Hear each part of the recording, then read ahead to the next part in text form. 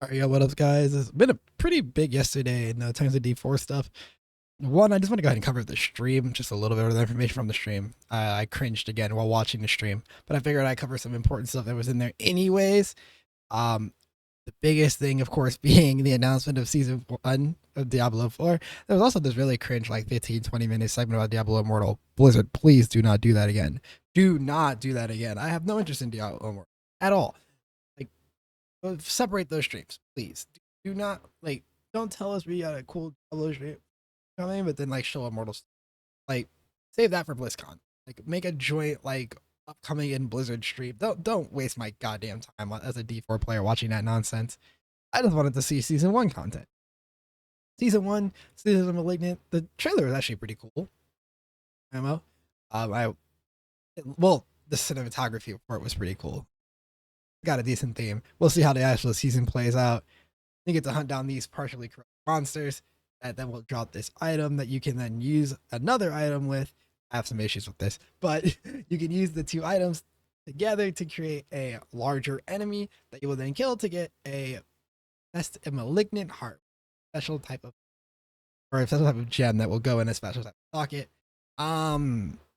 All right, so now I hate to be that guy, but when I heard this, all I could think of was these. Yes. Shout out Reddit for the image of like goddamn legendary gems or the like I know it was supposed to be this new or like unique thing or whatever to D4 in the way that it was added, but I can't help the feeling that this is just gonna turn out to be legendary gems too.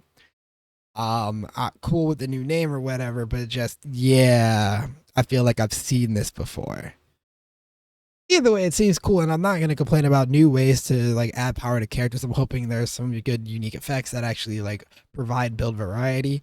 There's a whole lot of other stuff in here about seasons. I think the biggest things, in case you were curious, you didn't already know, skipping campaign and mount availability was going to be guaranteed already. And then in the previous stream during campfire chat, they talked about altars of Lilith being unlocked and the renown, as well as the areas of the map that you previously revealed in the renown for that. So, get some of that hard grinding progress that we've gotten out of the world already from Eternal Realm carried forward to seasonal. Um, nice. I still have some major complaints about quests in particular not being included because, like, I've already done all the side quests, majority of them. I don't really want to redo all of them for renown, but like, whatever. I guess they need to pad out the I'm really hoping that this gets reevaluated going into season 2, especially considering, like, for example, altars were originally considered to be a part of the thing you were supposed to be repeating, as well as the map. Both of these both the altars and the map, those came from complaints from the community after the fact, and they were like, you know what, guys, you're right. So hopefully we can complain enough going into season 2 to get that changed. But seasonally, I hope like a season I'm hoping is good. There is the battle pass stuff and whatnot, which I actually didn't really care at all for. Like, there was a lot of this stuff just didn't really interest me. I was only really interested in what the meat and potatoes of season 1 is going to be. And so season 1, it exists. The content idea seems a little low volume. I don't love that it's not more than just a couple extra special monsters. But I want to see the lore for the world, how this ties. Like Narelle at the end, I hope it. Right. But it's a season. It provides more power, and additionally, there are new uniques and legendary aspects coming as well as a part of the season. So when we get the full patch notes for that, I'll cover it here. Hopefully, like that'll get me a lot more excited. Like I'm pretty excited. Note, do not take what I'm saying now to say as I'm not excited for season 1. I'm very excited for season 1. I'm very much looking forward to this. I just love seasonal resets and ARPGs. And me and my friends have already started thinking about ways to like optimize out the leveling a little bit more. Now that the Eternal Realm, my time on the Eternal Realm is starting to come to a close, right? Like, once seasons come, I don't really play Eternal ever. Same thing in PoE. I didn't play Standard. I don't play Standard. I play Leagues. D3, I play Seasons, not Standard, right? So similar thing here, but using Eternal to start testing some stuff so that we can make seasonal quick. And if I find anything particularly exciting, I'll let you guys know about that as well. Now, additionally, during the stream, they mentioned that there was going to be a patch yesterday afternoon, and there was a patch. Now there's a whole lot of stuff in here. I read through most of this and was like, yeah. Okay, so let's talk about this one though. L-Tides dropping unique items. This, so a part of this has already been hotfix, and I'll talk about that in a second. But I just want to, like, there's a lot of controversy to talk about with the other half of it. But I gotta say, I thought I wasn't tweaking when I realized that my Helltides were not dropping uniques for me. I spent an incredible amount of time in Helltide trying to specifically open chest boxes so that I could hunt down Ryman of the Infinite for my Sork. And I'm very, like, to say that I'm displeased with finding out that these didn't used to give uniques under fucking states it. Why the fuck did they not give uniques? A whole other complaint point. But the real big issue with this change here is we have a new hotfix here.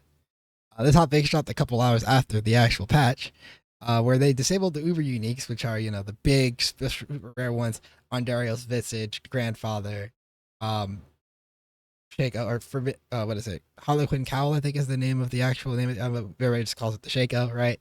I said homage to D2. There's other stuff, like, that's really forgetting right now because they're not super important to me.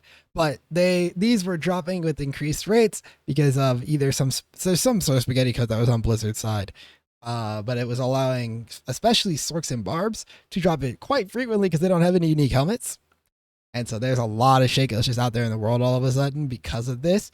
And I do not like this hotfix at all. I don't care that the item was meant to be turbo rare. I don't like the idea that, like, now suddenly there's just a bunch of people who do just have it on error, and this hotfix is likely going to send them back into their rate of non-existence. Maybe I'll make a video about this. It's on my list of things I want to talk about, like some of my issues with the itemization in the game, and one of them is with the state of uniques as a whole.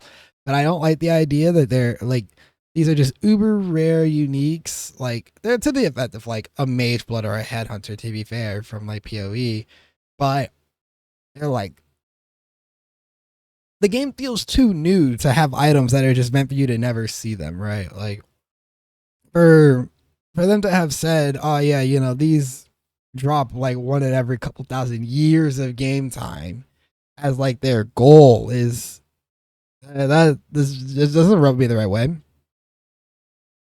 So hopefully this change doesn't just completely refloor their drop rate.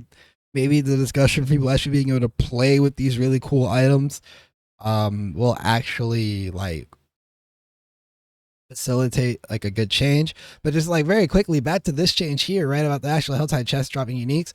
I've seen posts now that like druids are actually dropping Tempest Drawer. Fucking massive, right?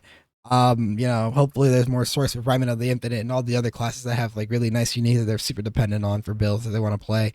And like, again, I have a serious issue with some of that stuff too, just regarding their rarity, but like I'll talk about that later, because the way in short, I think that the way uniques this game are set up remind me a lot of legendaries in D3, like the original legendaries, and like you need this piece in order to play the build, but some of them were just painfully rare. Shout out to Dawn. Ugh, trying to farm out of Dawn so you could play any DH build was fucking terrible. And like my concern is, of course, as the game continues to scale upward and get harder over the seasons, if they don't make appropriate adjustments to the structure, we could see a world where the uniques are where people just hard wall, and I really would hope that they avoid that somehow. But we'll talk about that later. I just wanted to very quickly cover the stuff that was going on in the in the stream, talk about season 1 a little bit, as well as the stuff that happened yesterday, because it was a very eventful Thursday, let me tell you. Anyways, get on out of here. Thank you for watching. Have a great one. Peace.